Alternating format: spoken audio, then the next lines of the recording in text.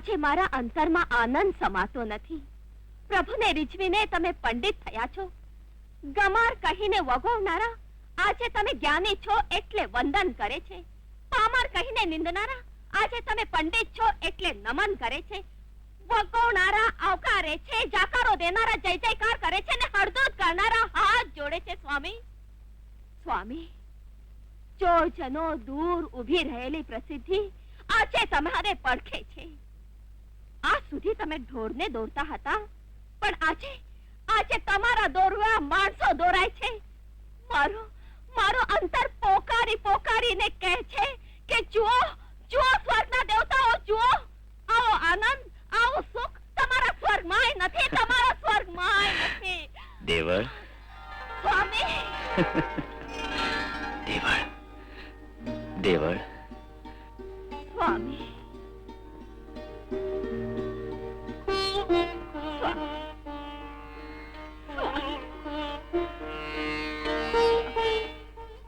દેવળ, તે તારી પ્રથમ શરત તોડી છે. એ પંડિત થયા, એમના જય જયકારથી ચારે દિશાઓ પણ ભરાઈ ગઈ. આકાશે એના પડઘા પડ્યા ને મારા હૃદયમાં ઉઠેલા આનંદના સૂરે શરતની પાળ તોડી નાખી. કિંતુ દેવળ, ને હવે મારા પર એમનો અધિકાર છે. કાલે રાત્રે જ્યારે મેં પોતાની જાતને એમના ચરણોમાં સમર્પિત કરી, ત્યારે સ્વર્ગના તમામ સુખ અમારી શૈયામાં હતા.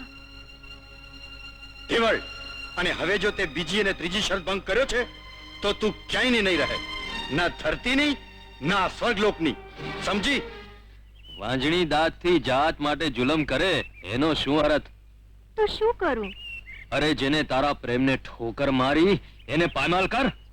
હું પણ એ જ ઈચ્છું છું, પણ કઈ રીતે? એણે મેળવેલી નામનાના મૂળમાં એવો ઘા કર કે દેવળ દેવાયતનું ઘર છોડે. ગામ લોકો એની પાસેથી મંદિર આંચકી લે અને દેવાયતને આ ગામમાં રહેવું ભારે પડે, જીવવું ભારે પડે. હા, એને માટે હું મોકાની શોધમાં જ છું. અરે, મોકાની વાત ન જોવાય, મોકા ઉભા કરવા પડે.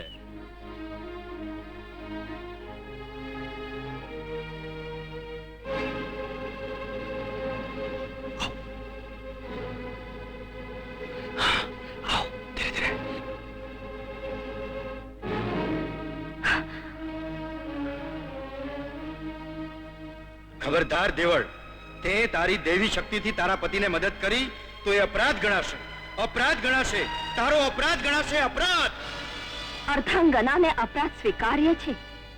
અંતર્યામી, પતિની પ્રતિષ્ઠા ને પ્રસિદ્ધિને કલંક લાગે એના કરતા પત્નીનું મોત થાય એ વધારે સારું.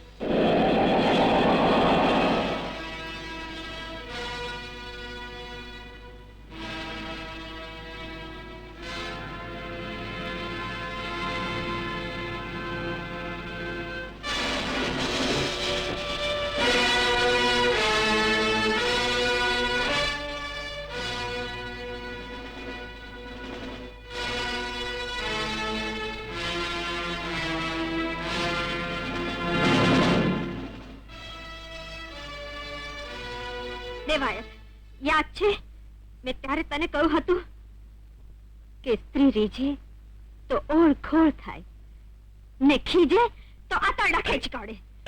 તે મારા પ્રેમને ઠોકર મારી હતી ને આજે તારી પંડિત તરીકેની આબરૂને હું મારા પગ તળે કચડી નાખીશ, કચડી નાખીશ. જોઉં છું. આ શું કરે છે? કોણ બચાવે છે તને? જોઉં છું. અરે, આ શું કરે છે ધનો? તું અરે સાંભળતી નથી? ધનો, અલ્યા વિશેશ્વર, તે આ બધાને ભેગા તો કર્યા છે, પણ તારું નામ વિશેશ્વર, વિષ એટલે ઝેર. તો એ ઝેર તારામાં છે તે સાર્થક કરજે પાછો. સાર્થક થઈ જશે બાપુ, થઈ જશે. શું થયું? કોણે ચીસ પાડી? ચીસ દેવાયતના ઓરડામાંથી આવી જમણા. હા, તો પછી આવી રીતે પતિના ઓરડામાંથી પત્નીના બૂમ બરાડા ના સંભળાય. હા, આ અંધારી રાત અને એકાંતનો લાભ લઈને પેલો દેવાયત પંડિત પારકી છોડીની લાજ લૂંટતો. ના ના, મારો દેવાયત આવું ન કરે. બચાવ! અરે, બેન, તમારી આ દશા. અરે, આ ઘરમાં, અરે, જુઓ ભાઈઓ, આ દુષ્ટ દેવાયતનું દુષ્કૃત્ય.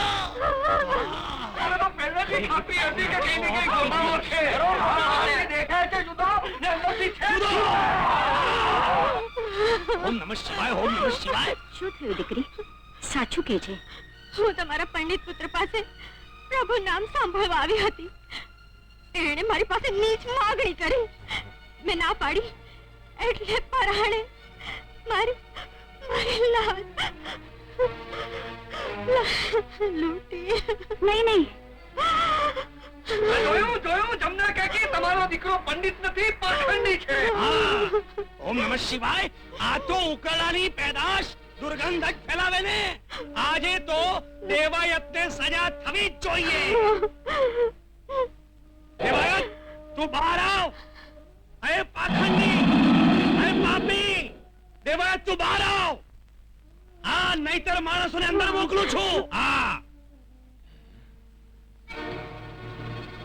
કોણ? દેવલ? મરી ગયા. બાપરે બાપ, વિશેશ્વરને શું સૂચ્યું? નહીં, મરી ગયા. મારે બાપરે બાપ. પંડિતજીનું કઈ કામ હતું કાકા? એ તો મંદિરે ગયા છે. હમણાં આવતા જ લ્યો, એ આવી ગયા. એ તો છે ને, એ તો. હવે કેમ જીભ તાળવે ચોટી ગઈ? હું તો ક્યારનો કહેતી હતી કે મારો દેવાયત આવું ન કરે. ના, ન જ કરે. અરે પંડિતજી તો વંથલી ગામનું નાક કહેવાય, ગામની શોભા. એ તો આવું વિચારે પણ નહીં. આ તો આ ધનોના જ પેટમાં પાપ કે પંડિતજીની પ્રતિષ્ઠા પર પાણી ફેરવવા માંગતી હતી. હરી કાકા, મેં તમારા દીકરાને કેવાથી જ આ કહ્યું છે. ધનનો જુઓ ભાઈઓ, જુઓ. હા, હરી કાકા, આ રીતે ઈર્ષા કરવા કરતા ઈષ્ટદેવનું ધ્યાન ધરતા શીખો. પ્રપંચને બદલે પાઠ પૂજામાં મન પુરોવો. કંચન વર્ણી કાયાને કપટની માયામાં રંગવાને બદલે કીર્તન કરી એનું કલ્યાણ કરતા શીખો. હરી કાકા, હજી સુધી આપ લોકોના હાથ એટલા લાંબા નથી થયા કે આ દેવાયત પંડિતની કીર્તિ પર પાણી ફેરવી શકે. હું તમારા પતિની પંડિતાઈ માથે કલંક લગાડવા બેઠી હતી. મને માફ કરો. મારે પગે ન પડે. કરવા કરાવવા વાળો છે 1000 હાથ વાળો, ઉપર વાળો. દેવળ, તારે સ્પષ્ટપણે ના પાડવા છતાં દેવી શક્તિનો ઉપયોગ કરી તારા પતિને તે સહાય કરી. સુખ દુઃખમાં પતિનો પડછાયો થઈને રહેનારી પત્ની પતિની પ્રતિષ્ઠાને આંચ આવતી હોય ત્યારે પોતાનો વિચાર કરે.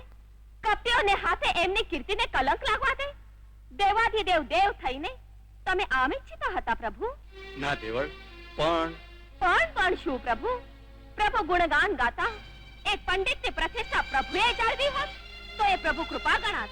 ને પત્નીએ જાળવી એને તમે પાપ ગણશો. તમારે જે કરવું જોઈએ એ મેં કર્યું છે. એનું ગૌરવ લેવાને બદલે તમે એને ગુનો ગણો છો. દેવળ, તે એવું શા પરથી માની લીધું કે પંડિતની પ્રભુએ સહાય ન કરી હોય? અરે આ તો કેવળ કસોટી હતી. તેમાં આસ્થા રાખવાને બદલે અકળાઈ ઉઠી. પહેલી શરત તારા આનંદને લીધે તૂટી, બીજી શરત તારી અકળામણને લીધે તૂટી, અને હવે જો દેવાયત પંડિતથી સદાયને માટે દૂર ન થવું હોય તો ત્રીજી શરતનું બરાબર ધ્યાન રાખજે. સમજી?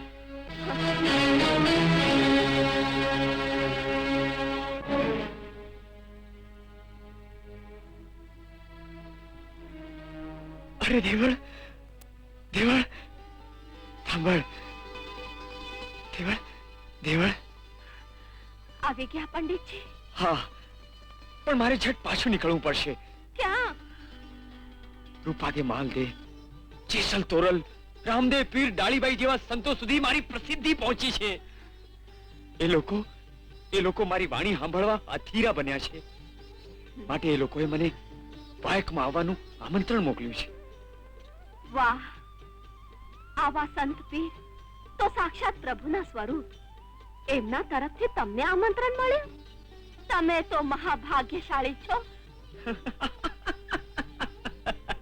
અરે દેવળ, આને તું ભાગ્ય કહે છે? અરે આ તો મારી સિદ્ધિ છે, સિદ્ધિ. અરે માટીના ઢગલામાંથી દેવ કોને મળ્યા? આ દેવાયત પંડિતને. મંદિરનો માલિક કોણ બન્યો? આ દેવાયત પંડિત.